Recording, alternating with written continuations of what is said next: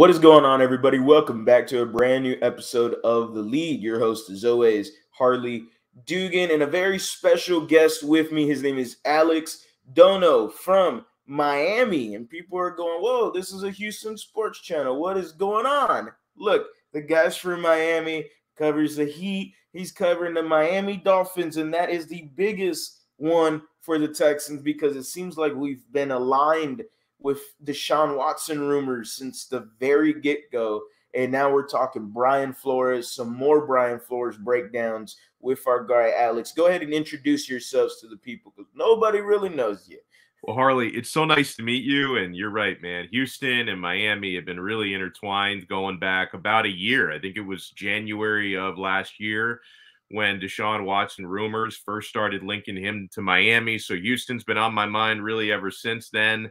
And yeah, I do daily video streams on the 5 Reasons Sports Network and 5 Reasons Sports YouTube channel. We do talk a lot of Dolphins, especially with the way that, things went down for the end of their season. So we talk a lot of Dolphins, Miami Heat, as you mentioned. I also cover the Miami Hurricanes. I'm an alum of the University of Miami. So yeah, we keep it real busy, as I know you do. Oh, it's all about the U. And I know you keep it busy over there in the city of Houston. Yeah, man, I try, man. With 50 hours of work a week and doing YouTube, it is an extreme struggle, but I appreciate what everyone's support and all the other YouTubers that put in all their work. Is a lot credit to them as well. I'm just trying to crawl my way up there, man. But yeah, this is awesome, and I hope I hope everybody enjoys this. Basically, this is going to be a really good breakdown of what Alex believes or doesn't believe in Brian Flores as a next head coach. And he's going to just give us his thoughts, his take on it, and we're just going to go from there. So I'm going to ask you a few questions to segue, and that's basically the main principle of the video is Brian Flores. Y'all strolled out, 7, 8 in a row at the end of the year, man? That was 7 in a row, 8 of 9. Man, and that was exciting. I was like, whoa, look. Watch out for the Dolphins, man. Defense, zero blitzing, absolutely murdered the Baltimore Ravens and Lamar Jackson. And I'm like, what is this? Whoa, what is going on? And I'm like, it'll go away. They haven't played so hot the whole year and just kept going, man. That momentum really built for y'all. I mean, hey, one more win at the end of the season, you might be in the playoffs right now, buddy. I mean, come on now. To me, little better performance than possibly the Steelers. I mean, yeah, you pull up a bad card in the Kansas City Chiefs, but hey, you never know. Yeah. Football any given Sunday, right? But let's get into it because Brian Flores starts off horrible, ends off hot. And there's always two tales of that. People go, well, look, he won 7 in a row over there, man. Wow, look at that. That's a sign of a good head coach. And the other end of the spectrum is, well, he started off 1-7. So what is the overall? What are your thoughts in that? Yeah, on that note, and it's interesting because it wasn't just a poor start this season. Actually, the 3 years of Brian Flores in Miami, they didn't start so well. It was 1-7 this year. His first year, which was a terrible roster, so it's hard to hold the first year against him, was an 0-7 start. I think it was a 1-6 start in 2020 before they ended up a game shy of the playoffs. So that was really a trend for Brian Flores, coach Miami Dolphins teams, was really poor starts, really strong finishes. I think that the difference this year in how that team could start 1-7 and then finish winning 8 of their last 9, some of it was a little bit out of his control. They had to play several games with backup quarterback Jacoby Brissett starting, who was really, really poor. That was one. This was his first and hopefully only year in a Miami Dolphins uniform. He's an experienced guy. I actually thought, okay, Jacoby Brissett, this is a decent backup quarterback. He had to play a handful of games. He was terrible. So he had 3 starts during that 7-game losing streak. That was part of it. But the part I think that was maybe a little bit in Brian Flores' control was, and you talked about it, man, right off the top, you talked about Miami's defense and the 0 blitzes and what they did to the Baltimore Ravens. For reasons I don't fully understand, for about the first 6-7 games of the year, they went away from that. They weren't blitzing as much. They weren't showing much cover zero. It was a lot more passive defensively, and the defense was getting gashed left and right the early parts of the season. I think maybe part of it was they didn't have as much confidence in some of their rookies. You know, a guy like Javon Holland, who became integral into the blitz later on. I think he had to grow into the season a little bit. Another young safety in Brandon Jones, the same thing. You know, they had Jalen Phillips, a rookie at defensive end. I think he wasn't too comfortable early in the year. So maybe part of it was some of the young players in the defense just coming together gave Flores more confidence to be aggressive later on in the season. But I think that was the big thing. You know, the offensive identity didn't change very much. Really, there wasn't much of an offensive identity to speak of with the Dolphins, but the defensive identity did change. You know, about midway through the year, they started to become the defense that they were in 2020 when they had an excellent year, and they didn't really rediscover that late until 2021. So I think that's really the defense, the complexion changing was the primary reason why they got so hot after starting so cold. So you say that zero blitz, no cover zeros for the about first 6 games of the year. What makes him switch? Is it himself? Or was it the defensive coordinator? Was it both? You know, that's what we like to know. Was it Brian Flores making that, you know what, guys, hey, we got to switch it up a little bit? Or was it a collective effort? What do you know on that? That's a great question. So here's what my eyes tell me, because Brian Flores, very tight-lipped. He doesn't give away a whole lot. You know, he comes from that Bill Belichick school of thought. Yeah. He doesn't give the media anything but a few breadcrumbs here and there. Something that was noticeable covering the Dolphins was, and I think when they started to go back to those zero blitzes, it was, you know, a game that they lost, but the second game against the Buffalo Bills, you know, the first game they got completely blown out. The second game, the offense was bad, but the defense actually looked really good. And they carried that into, you know, the Houston game, the Baltimore game, all the games under that winning streak. I think that there were some pressure from some of the veteran players on defense, because Xavier Howard, Miami's former Pro Bowl corner, he made some comments to the media around the time of that Buffalo game about how, like, hey, we're actually starting to do things like we did them last year, which was, you know, he wouldn't bring that up if it wasn't like a noticeable change. Like, we're going back to what we did last year. And I think that was something he wanted to do. And, you know, Flores, he had a defensive coordinator in Miami, Josh Boyer, who he worked closely with. You know, Flo being a defensive minded head coach, you know, he had his fingerprints all over the designs of the defense. But something we noticed, you know, around the midway point of the season was, it looked like Flo was calling defensive plays at times. I'm not saying he was doing it all the time, but I think early in the season, Josh Boyer, the DC, you know, was calling all of the defensive plays. Then it looked like Flo was getting a lot more involved in that. And again, this is something he didn't confirm. This is just what our eyes told us. I think Brian Flores may have decided, you know what, I really need to babysit this defense a little bit more. I need to micromanage it a little bit more. And I think that was part of why they got so much better. So that leads into some of the rumors and of course some of the articles coming out about Brian Flores somewhat being a micromanager, as you said.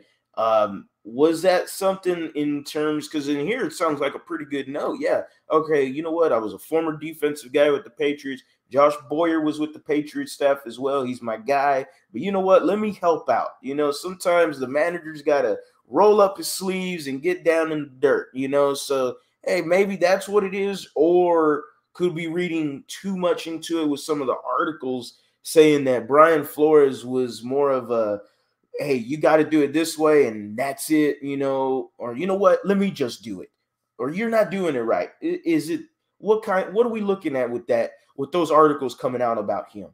Yeah, and the articles, they've been overwhelming, and you know, it looks like people within the Dolphins want their side of the story to be told, right? Here's I think the primary reason why Flores lost his job in Miami. It did have a lot to do with micromanaging, but not so much play calling. I think it had to do with micromanaging the roster. He and general manager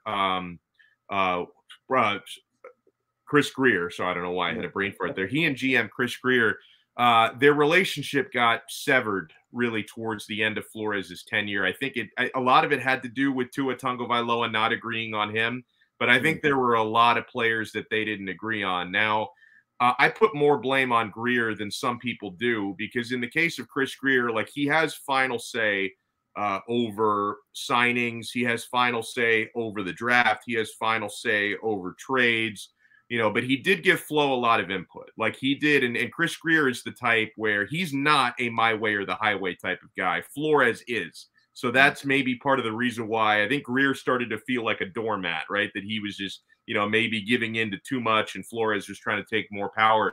But when it comes to players signed, there were a lot of differences there. And in certain cases, you would see, like this past offseason before training camp, the Dolphins signed free agent linebacker Benardrick McKinney, and then they end up releasing him at the end of preseason, like before the season even started. Like, you had players like Kyle Van Noy, who they brought in last year and did pretty well, only actually lasted 1 year.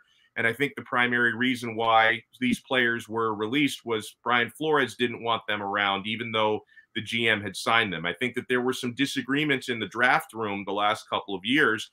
Now, again, in Chris Grier's case, he does have final say over the draft, but he wanted to give Flores the players that he wanted. And then, one of the big reports that comes out of those articles reference is, at a certain point, Brian Flores allegedly asked for more power. Like, he was asking the owner, Stephen Ross, he wanted official final say. Like, it was kind of, he had a lot to say, but he wanted to be the one who had official final say over the 53, over draft and free agency, and they were not willing to give that to him. So it's one of those things where you can argue from either side. Like, someone can say, hey, Flo is my guy. Look at the results on the field. There's nothing wrong with him wanting more say in the roster construction and all that.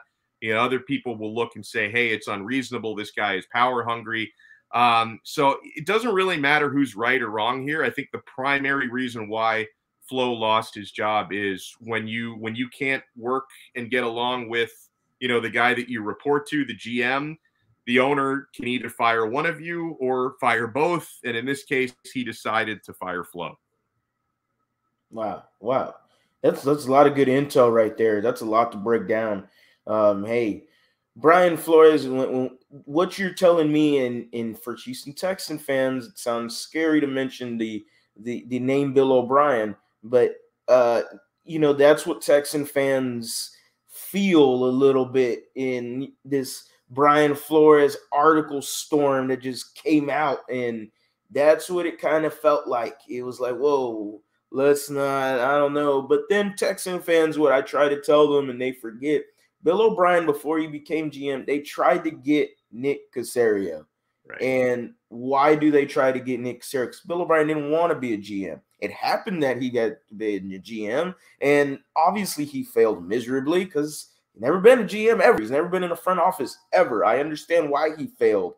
Now he failed with flames going and a big old parade after it. I mean, when he failed, he failed. Okay. So with that being said, some of the Texan fans that say, well, he has Brian Flores has Bill O'Brien like tendencies from the articles they read. I like to slow it down a little because Nick Casserio is still in that building. And yeah, if Flores is a my way or the highway kind of guy, well, Nick Casserio, it's the Casserio way here in Houston right now. And it's whatever Nick Casserio is doing. He's the one that constructed the roster. He's the one that constructed the whole coaching staff. And he just fired the head coach that he hired last year. So if he doesn't like something, he will do it. What do you think and I don't know how well you can answer it, but what are your thoughts on, so Nick Casserio there's been a lot of talk here in Houston about Nick Casserio being under the mic a little bit and having the headset on. And the perspective of, would Brian Flores, let's say Nick Casserio goes, hey, like David Coley, hey, you need to call a timeout right here. And Brian Flores goes, I'm not going to do that. What what do you think happens there? My way or the highway guy and a Nick Casserio who's real even keel, kind of laid back, but can put the pressure on you when he needs to. What are your thoughts? Do you think Brian Flores receives that well? Yeah, based on that scenario, I don't think he would receive that well. I think all the evidence that I have on Flo, he likes to do things his way to the point where maybe it's been hard for people to work with him for that reason. Now, in the case of Nick Caserio, I think if Flores were to get hired in Houston, I think both of them would have to understand the boundaries a little bit, and they know each other from New England, so. Maybe they felt like they had a great working relationship there, as limited as that might have been from a defensive coach to a personnel guy and a GM. But they definitely know each other, having worked in that facility. And I think that Flo, I don't think he would take the job if he decided this is not a situation where I can really have the sort of control I want. I think he's going to be sought after in a few of these gigs out there. So I think if he's going to choose Houston, it's probably not his only option. I think he's going to be he's going to have to be comfortable with what the relationship with Casserio is going to be. And I think from Casserio's side as well, hey, listen, if he was really, really hands-on, on the headset this past season, that might have had to do with him not really trusting David Culley to make some of those calls. So he may automatically say, hey, you know what, I'm going to trust Flo in ways that I didn't trust Culley. And so I don't have to be quite as hands-on about that. So I think it would have to be something like that. I think both sides would have to understand going in. And I would hope that for Brian Flores' sake, with all the rumors and reports out there that are, they paint him as if he's a guy who's difficult to work with. So I'm sure that's going to come up in every interview he has, right? Houston, the Giants, Chicago, he's already interviewed with. I'm sure that is coming up in all these interviews, and I'm sure he's got a really good answer for it, right? So hopefully he's prepared for that, and he has his own boundaries set where he's not going to take a job if he feels like, the GM is going to be stepping on him too much. Yeah, that's interesting. That's very interesting. And I totally agree. It's what I've said. And I think some of the Houston local media has kind of just exploded that a little bit with Casserio being on the headset. I think they read too much into that. Like, it's David Culley. David Culley, as we saw, as we know from that Miami game, that wasn't the best coached game from either side. That was a disgusting game. It was a bad game. I mean, Culley comes after the game press conference and goes, well, if you have more than 4 turnovers in the game, you're probably not going to win a game. And I'm going, well, the Dolphins had 5. Yeah. So that is a crazy game, to say the least. And that is why I believe Casserio, as much as he was on a headset with New England, he still had Bill Belichick. Right. So, yeah, he's probably there learning from positional coaches. Okay, this is David Culley, who he's happy to be in the building, and that's it. He's happy to be there. He's a participation trophy guy, and that's it. Everyone gets first place in his book. So that's where I see it. Whereas Brian Flores, like you mentioned, okay, I know him from New England. I have a good relationship with him. Okay, cool. Jack Easterby also has a good relationship with him. You know what? I'm gonna ease the reins a little bit, let him control the team more, let him do it his way. If I see something, I might say something. And if he doesn't like it, I'm gonna be like, okay, that's fine. You know what? You're right. Maybe, and that's probably how it goes. I don't know how that conversation would go. I would assume that's how it would go. But yeah, David Culley doesn't. No. And for the articles trying to say that, the Texans blackballed David Culley, you hire him as your head coach, and let's see what happens. Let's see what happens. You want to say we got black? That's a whole other conversation. I love it. But 5-11 first year, 10-6 the second year, third year you go 8-9, 9-8, 9-8. I always flip that. 9-8 third year. Man, Brian Flores seemed to have the team in somewhat of an upward trend. Do you agree or disagree on the firing of Brian Flores? I disagree with it, but I wasn't completely shocked by it. And so, because we talked about the political power struggle, I think is one of the biggest reasons why he was fired. And I think a big part of that was after Tua Tagovailoa's rookie year, I think Brian Flores made up his mind. We're never going to win a Super Bowl with this guy. I mean, there are reports from Armando Salguero formerly from the Miami Herald. He's with PFN now, or with Outkick, actually. I get so many people leave outlets. I have to think, wait, where is he now? He's with Outkick now. He reported that Flores was actually quoted this past year telling people in the building, we will never win a Super Bowl with this guy. Wow. And so that created extra friction with the coach who doesn't have faith in the starting quarterback versus the general manager who drafted him, a year prior, 5th overall. That created some friction there. As far as Brian Flores as a coach, my primary critique, and this is the one thing where I'm like, you know what? I'm not going to lose that much sleep over Flo being gone.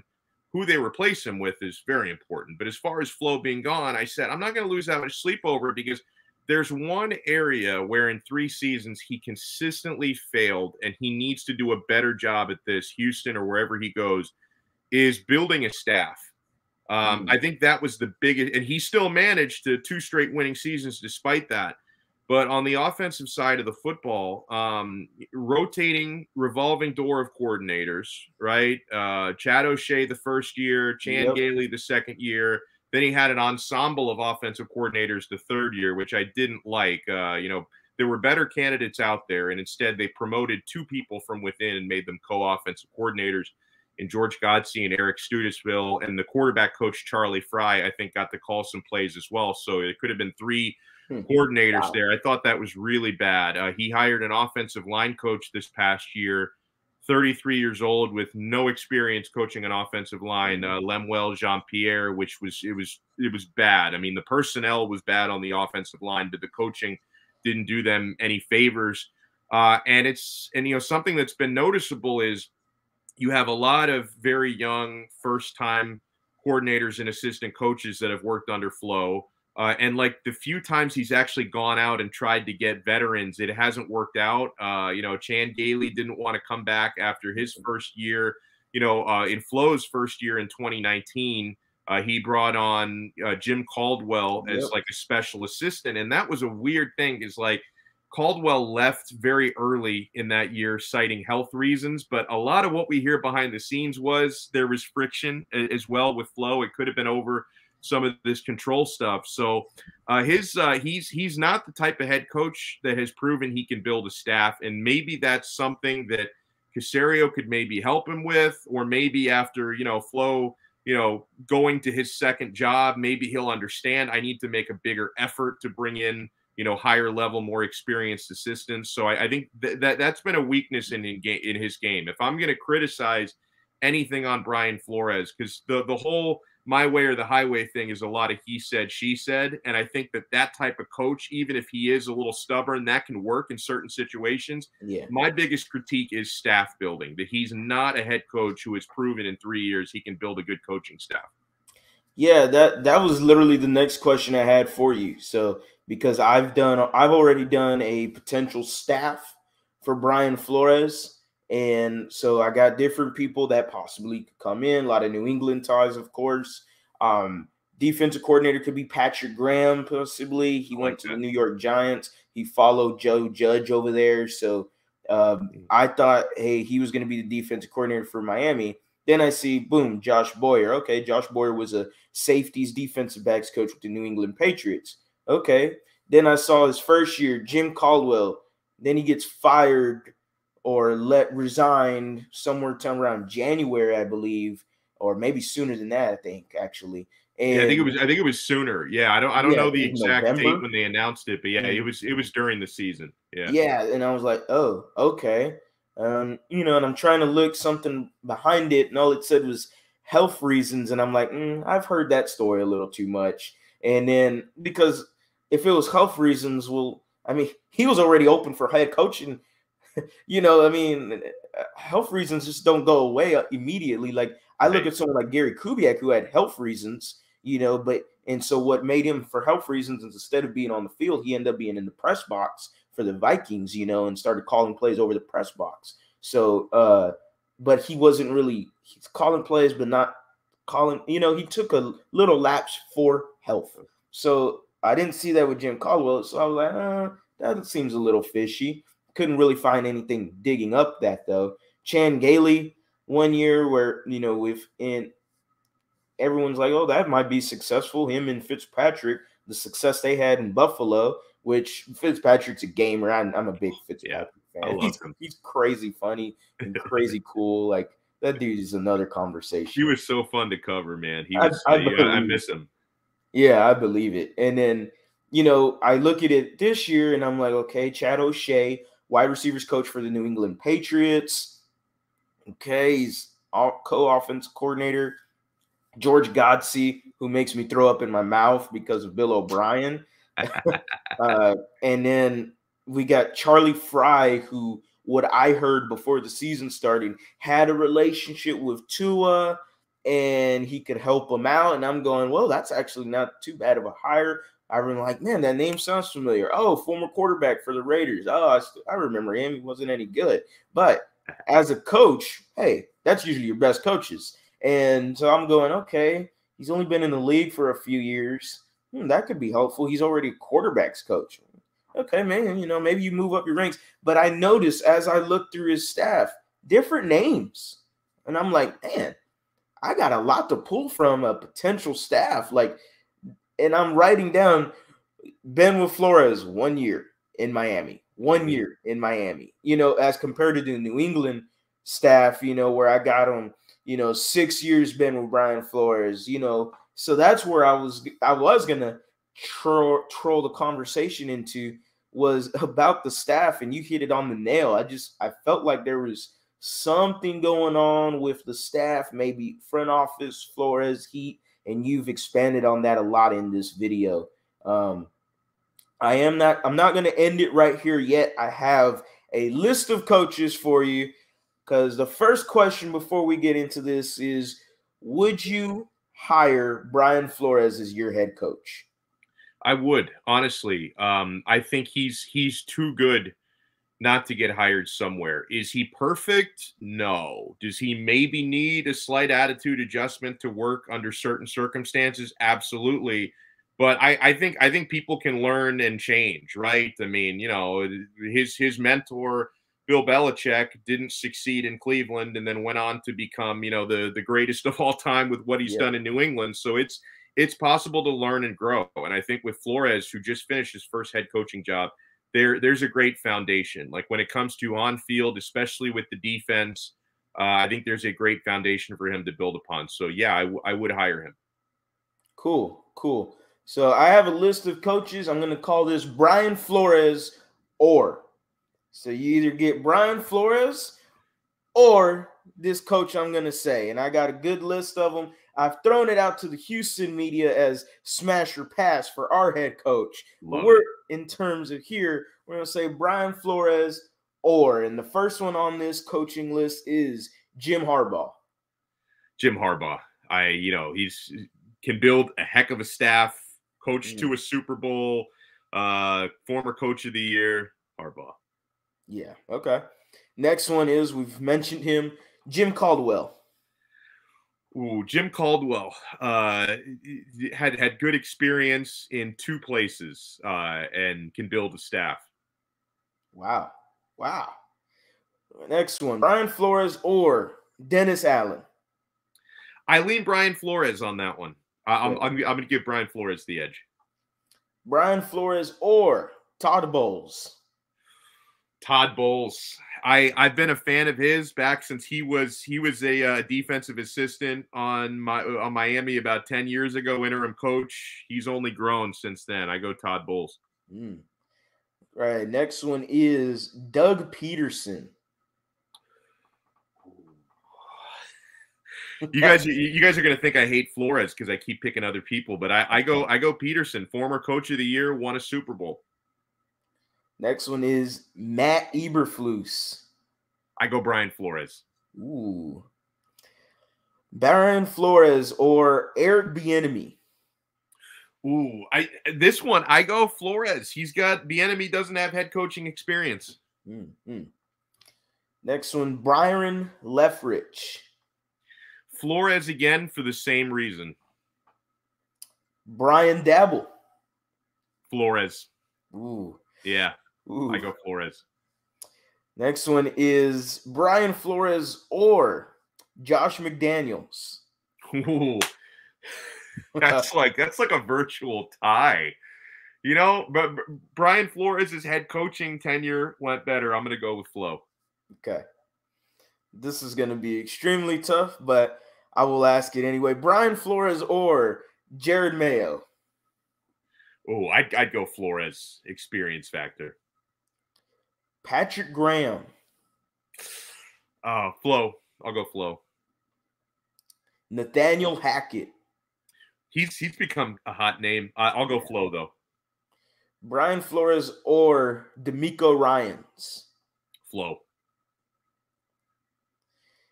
Next one, Brian Flores or Kellen Moore? Brian Flores. Brian Flores or Clint Kubiak? Ooh, I'll go Brian Flores. Scott Turner. Flores. Kevin O'Connell. Flores. Mike McDaniels.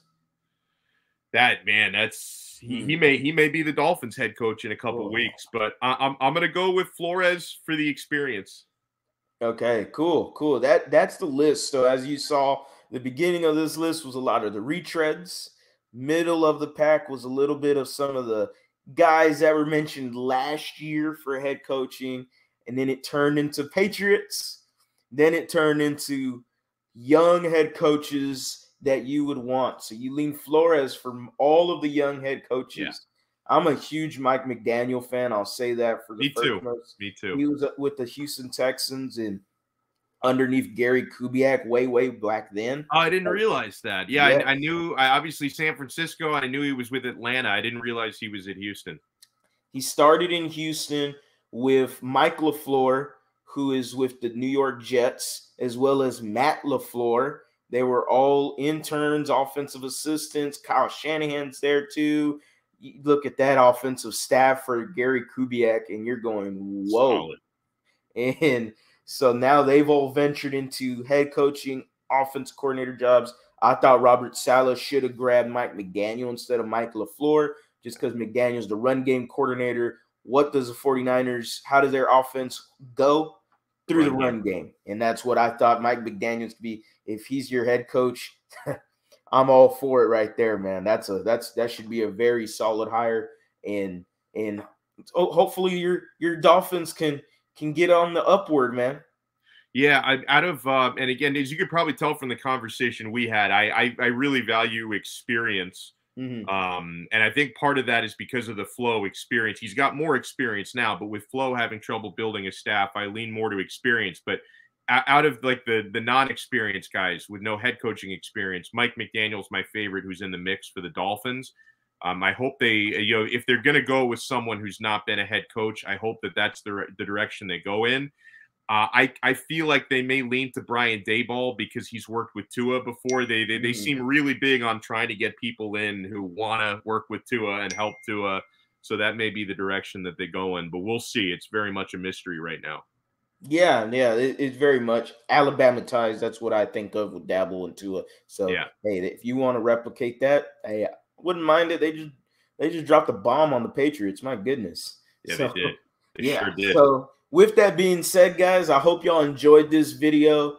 Again, this is Alex Donno. If you got anything you want to promote, Alex, go ahead and say it right now.